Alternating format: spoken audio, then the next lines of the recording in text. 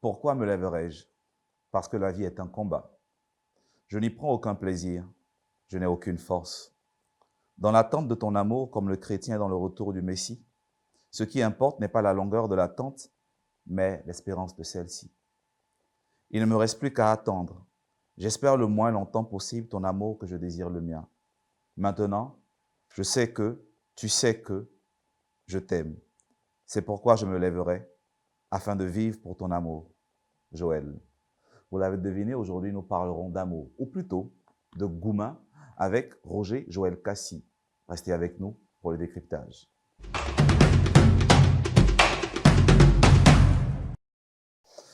Roger Joël Cassi, Goumin, c'est un roman.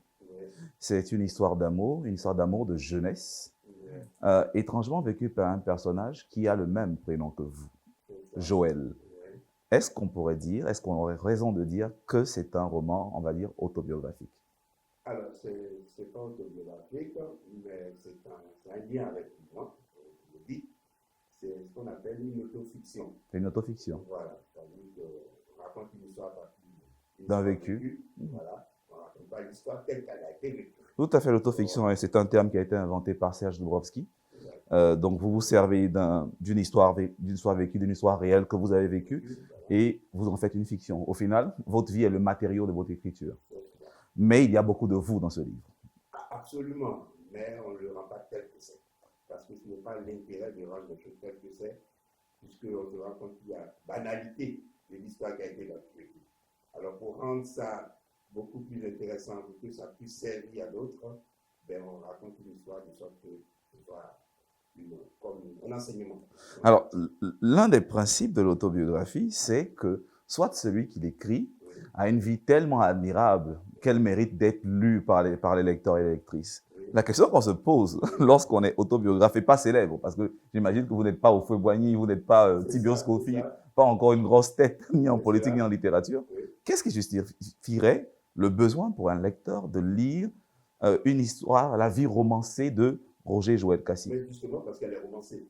Pourquoi? Je veux dire. Parce qu'elle est romancée. On ne raconte plus la même histoire. Parce que soi-même en l'écrivant, on se rend compte que la vraie histoire écrite n'est pas intéressante. La vraie histoire est racontée de larmes.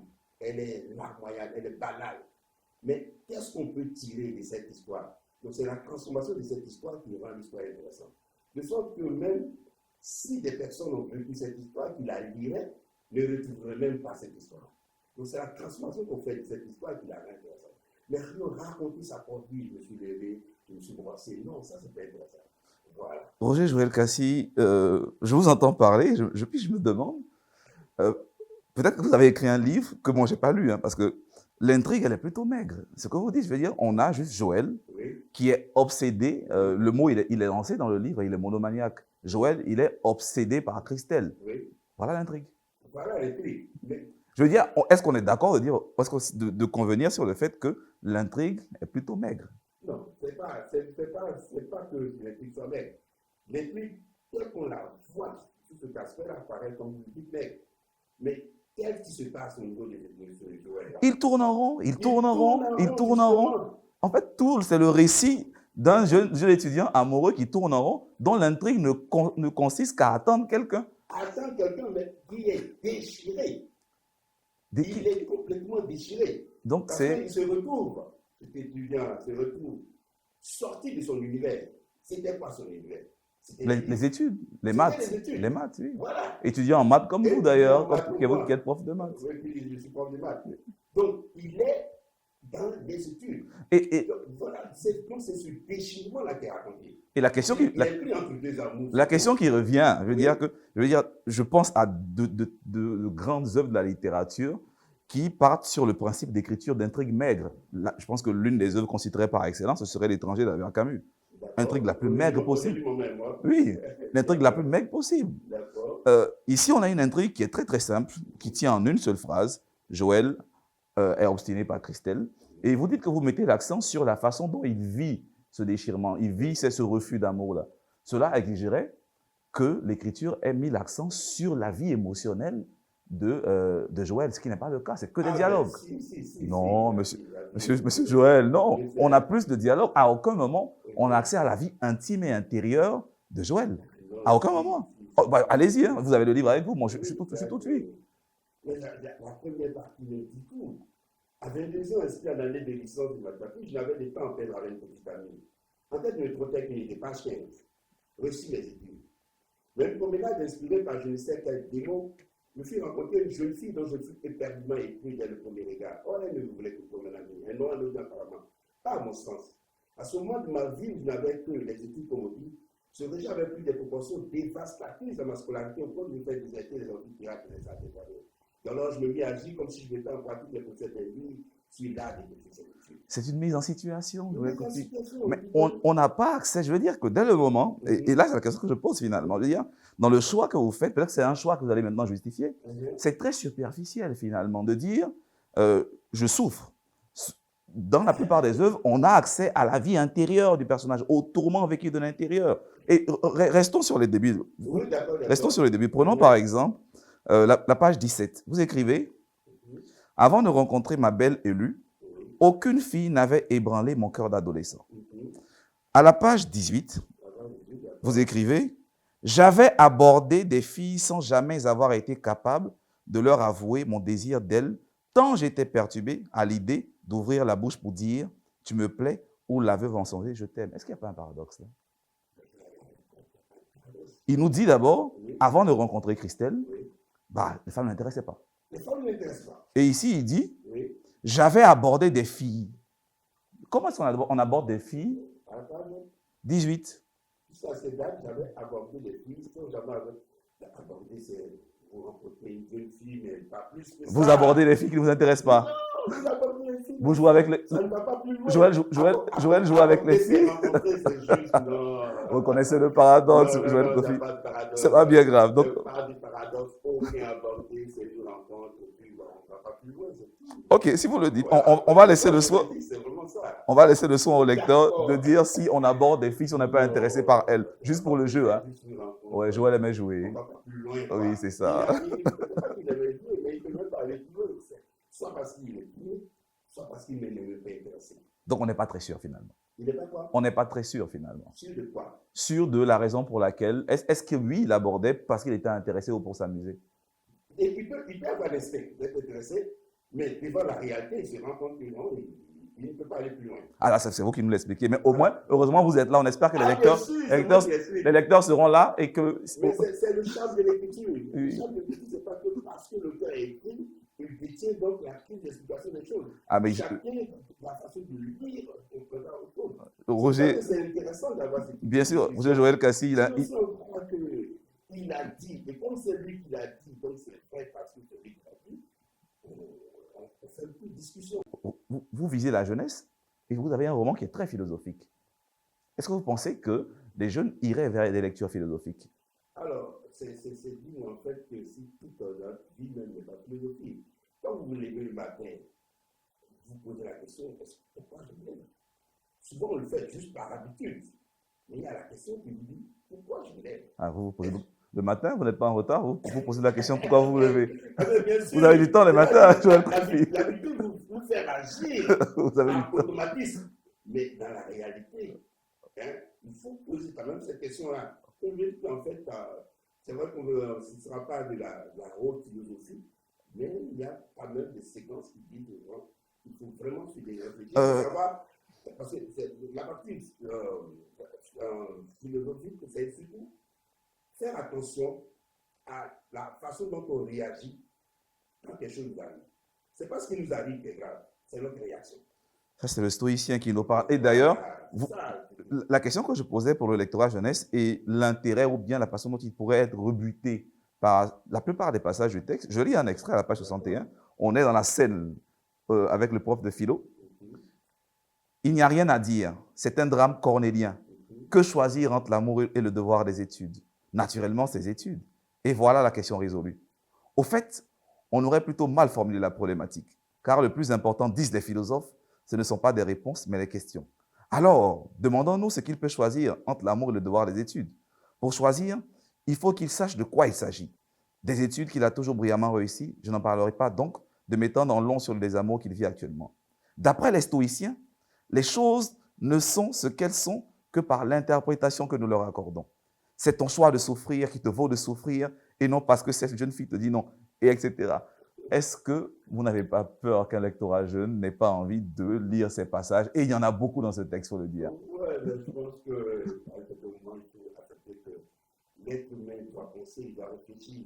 Donc, pensons au lectorat jeune. Je veux dire, Oui, mais imaginons qu'un jeune en classe de 3e tombe sur un passage pareil. Je veux dire, est-ce qu'il n'éprouverait pas les difficultés à comprendre ben, ceux que j'ai rencontrés et qui ont lu, les ils jeunes? n'ont pas, oui, des jeunes, ils n'ont pas dit qu'ils avaient cette difficulté. Ils ne m'ont pas signalé cela. Donc, je suppose, donc, je considère qu'ils ont compris. Alors, on revient à vous tout à l'heure, juste l'instant pour nous, de prendre une autre question de quelqu'un qui n'est pas avec nous sur le plateau, c'est l'instant lecteur. Salut, je suis Hilary, je lis votre roman. J'aimerais savoir pourquoi avoir donné le titre Gourmand à un roman qui est écrit totalement en français. Alors, Gourmet, comme on le dit, ça traduit dans notre argot tout ce qui est triste.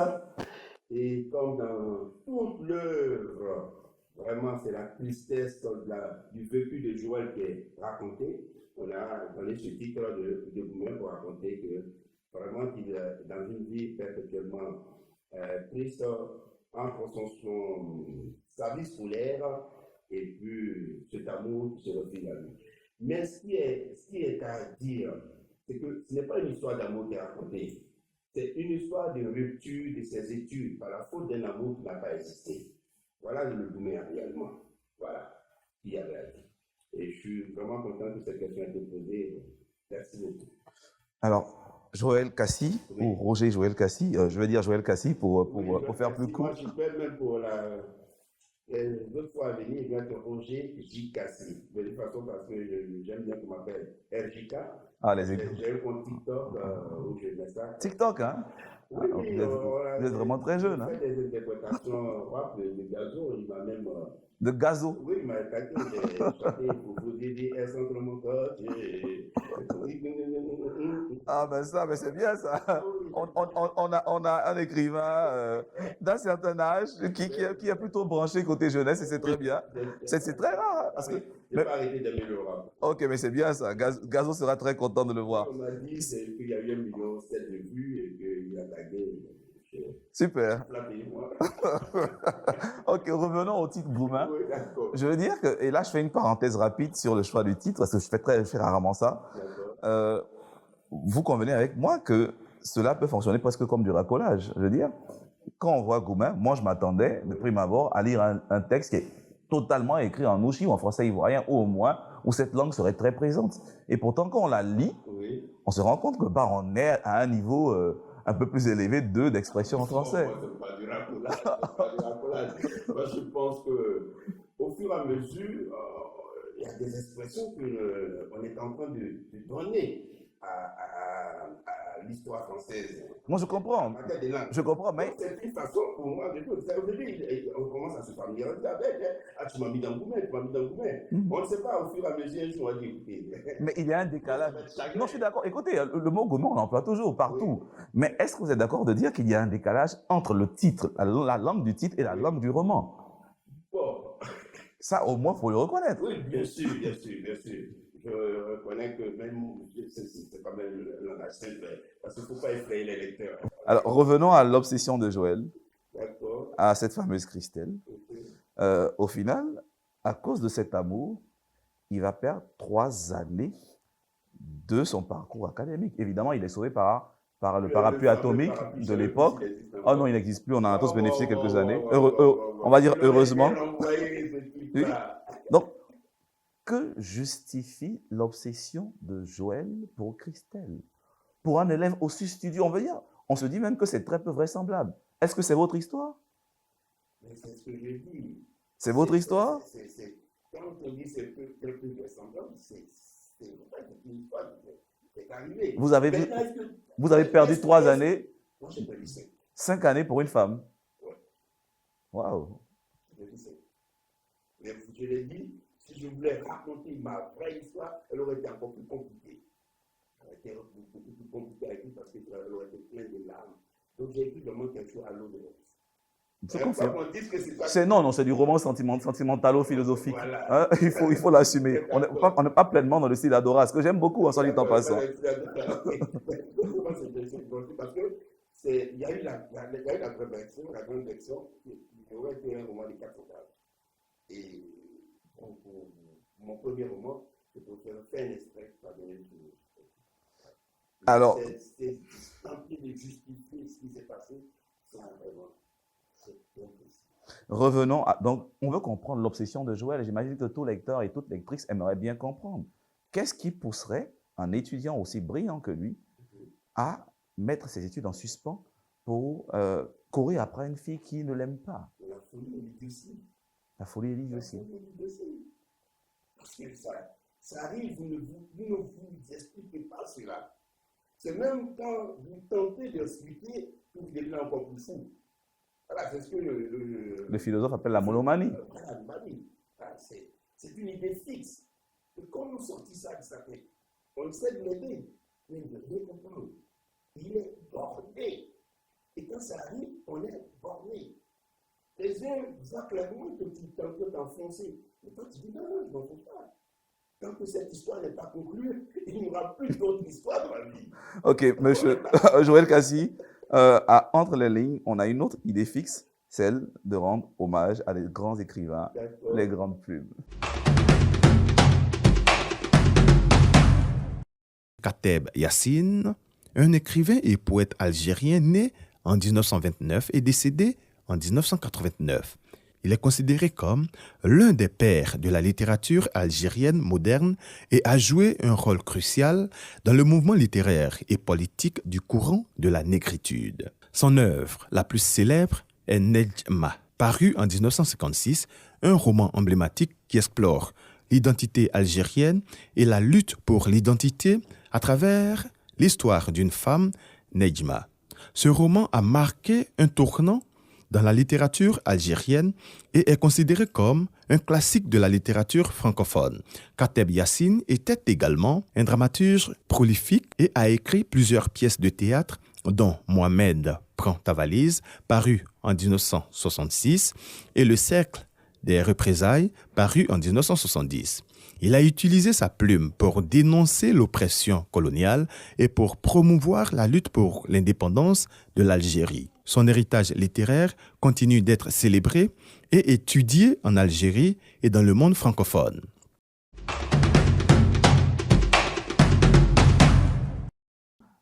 Kateb Yassine, un écrivain qu'on suggère à tous les lecteurs et toutes les lectrices qui sont friands de cette émission Entre les lignes, de lire le plus rapidement possible. Roger Joël Kassi, est-ce que vous avez déjà lu un roman de Kateb Yassine? Ah bah il faut le faire après cette émission. Ah, il faut le faire pour écrire un autre Goumin Acte 2, certainement. Alors, on revient sur la question de l'écriture chez vous. Est-ce qu'on pourrait dire, au regard du parcours de Joël, est-ce qu'il y aurait peut-être une correspondance avec le rôle de l'écrivain, ou plutôt le statut de l'écrivain? Est-ce que l'écrivain est un monomaniaque? De façon générale. L'écrivain, c'est en général. De façon générale. Bon, je ne crois pas que ce soit forcément monomaniaque. Je le dis que quand on écrit, il y a un message. Il y a un combat commun. Maintenant, quel est le type de combat? Chaque écriture qui va le révéler. Voilà. Comment moi j'entre dans l'écriture, ce n'est pas de la même façon d'autres entrent dans l'écriture. Moi j'entre dans l'écriture par vraiment accident. Voilà, c'est l'histoire vécue que je vais raconter qui finit par me faire découvrir que je peux écrire, alors qu'au début je ne m'imaginais même pas pouvoir écrire. C'est toi que j'ai parlé aussi de musique et de danse. C'est ce qui m'encourage à écrire, parce que quand je danse, je me fiche qu'il y ait 1 million de personnes qui disent « Oh, mais il est nul qu'il arrête de danser !» Ah non, quand je mets à danser, je mets à danser. Alors j'ai dit, je vais écrire dans ce sens-là aussi, pour voir si les gens... Je parlais de monomanie dans l'idée où peut-être que l'écrivain a une idée fixe dans la tête, se dire que le livre peut changer la société, peut toucher quelqu'un, peut mener quelqu'un à une sorte de révolution, peut soulever les peuples. Est-ce que ce n'est pas également une sorte de monomanie? Les livres l'ont fait par le passé. Vous imaginez que les premiers esclaves, on leur permettait de danser, de prier, mais on leur interdisait des livres. C'est beaucoup. qu'ils savent ce que ça fait de lire. Ça ouvre l'esprit. Voilà. Donc, le livre peut apporter ce genre de choses. Mais dans une société qui lit peu, est-ce qu'on peut s'attendre à cela? Et ce n'est pas une raison pour les espérer. Moi, je dis que j'ai pris vraiment pour toucher la jeunesse, et parce que je me dis, nos pères avaient dans leur salon des bibliothèques qui étaient remplies de casseroles. À la place des livres étaient là aussi, mais personne ne les touchait. Quelquefois, on obtenait un au livret. Après, quand nous sommes devenus parents, on dit on ne veut plus des casseroles, et on a sorti donc des casseroles, et on a sorti des livres, on a gardé les bibliothèques pour juste mettre des appareils. Les enfants ne voient que ça aussi. Est-ce qu'on va laisser eux qu'ils vont sortir complètement la bibliothèque? Donc, il faut peut-être apporter l'idée que le livre peut instruire. Quand jeune, déjà, vous commencez à lire, vous avez envie d'écrire. Parce que vous dites que comment il faut débuter l'histoire, pour se retrouver au milieu et se retrouver à la fin. Donc, déjà, tout petit, j'ai essayé, mais on n'allait pas plus loin. Mais vraiment, à 2008, où je voulais vraiment, comme par thérapie, raconter mon histoire pour voir si elle valait la peine de souffrir comme j'avais souffert. Et voilà comment je me suis découvert dans l'envie d'écrire. Et à partir de là, j'ai compris que de parler, je préférais écrire. Que de danser aussi, hein, certainement. Oui, danser, malheureusement, ne transmet pas ce message-là. Il ne transmet que la joie. Alors que les écrits vont transmettre la joie, puis tous les autres. Alors, Joël Cassis, ce sera peut-être la dernière question. D'accord. Que représente l'écriture pour vous? À l'écriture, vraiment, je dis que pour moi, c'est ma vie. C'est ma vie, je dis tout le temps que je suis plus proche de la fin que du début. Et je veux terminer ma vie en écriture. Terminer sa vie en écriture, c'est un beau message pour terminer cette émission, cet échange qui a été très jovial avec vous. On est très heureux de recevoir des écrivains qui ont de la vie en eux comme ça. Mais vous aussi, on ne peut pas rester indifférent avec vous. Merci beaucoup et on espère vous revoir très bientôt. Vous avez pu le constater, on peut parler de livres et faire la fête, faire du rap, danser. On peut danser comme on écrit. Moi, ici à Entre les lignes, je vous souhaite de danser comme vous lisez. Ne l'oubliez pas, il y aura l'islam tout à l'heure, mais en attendant, comme d'habitude, avant la semaine prochaine, lire des livres, des livres.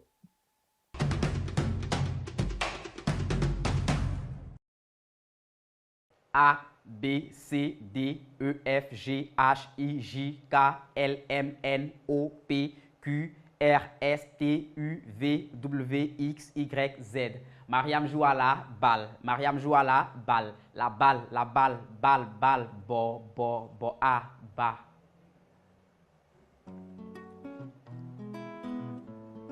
Voyez-vous, slammer, ce n'est pas du tout difficile. Depuis l'école primaire, on nous apprenait à slammer, sauf que le contenu de ce slam était faux. Hier, pendant l'une de mes balades, j'ai rencontré la petite Mariam. Le visage pâle, les yeux rouges, elle semblait affamée. Elle portait un morceau de pagne fané sous un body qui couvrait à peine sa poitrine. Sur sa tête, il y avait des sachets d'eau glacée dans une bassine. À mon retour, je l'ai vue dans un rang. Elle portait une petite culotte qui fermait à peine ses fesses. Je me suis dit qu'elle attendait le bus, mais non. Elle attendait le prochain client à qui elle offrirait son corps d'adolescent en échange d'un billet de 1000 francs. Et pendant ce temps, Billy regarde la télé. Billy regarde la télé, t. De génération en génération, Billy a regardé la télé, mais on ne nous a jamais dit ce qu'il regardait en réalité. Les années passent et Billy grandit. Plus il grandit, il devient bandit. Dans le quartier, il paraît le plus cool, le plus beau et le plus mignon. La nuit dans les bars, cigarettes, drogue et alcool sont ses compagnons. À force de regarder les films en X, Billy a fini par mélanger les cheveux de toutes les servantes qui sont passées chez eux. Viol, vol, films d'horreur et de perversion. La vie de Billy en est la nouvelle version. Désormais, c'est lui que les ados regardent à la télé. C'est vrai que ça nous l'a dit bébé Gieblo, mais cette fois, les parents de Billy en avaient marre. Ne me demandez pas de vous raconter la suite de l'histoire tragique de Billy à la Maca. Peut-être que s'il était là, la calebasse d'Akissi ne serait pas cassée. Hélas, la calebasse d'Akissi est cassée. La calebasse d'Akissi est cassée. La calebasse, ka. Le dramatique majeur de l'histoire d'une mineure. Face à cette tragédie, personne parmi nous ici ne sait comment ont réagi les parents d'Akissi. Dernier à se coucher après avoir lavé les assiettes. À son jeune âge, Akissi n'avait jamais connu la sieste. Parfois, ses pleurs étaient une berceuse pour qui veut l'entendre. Ses cris de douleur avaient remplacé le chant du coq et ses larmes, un marigot pour tout le village. Akissi n'avait plus de force pour crier, plus de larmes à verser. Alors elle a cassé le canari pour que sa tante lui enlève le peu de souffle qu'il lui restait, afin qu'elle rejoigne ses parents dans l'autre monde. N'eût été l'intervention de ce photographe grâce à qui nous avons vu les photos d'Akissi dans ce livre, elle ne serait pas cette grande dame qui a acheté la jolie moto de papa. A, B, C, D, E, F, G, H, I, J, K, L, M, N, O, P, Q, R, S, T, U, V, W, X, Y, Z.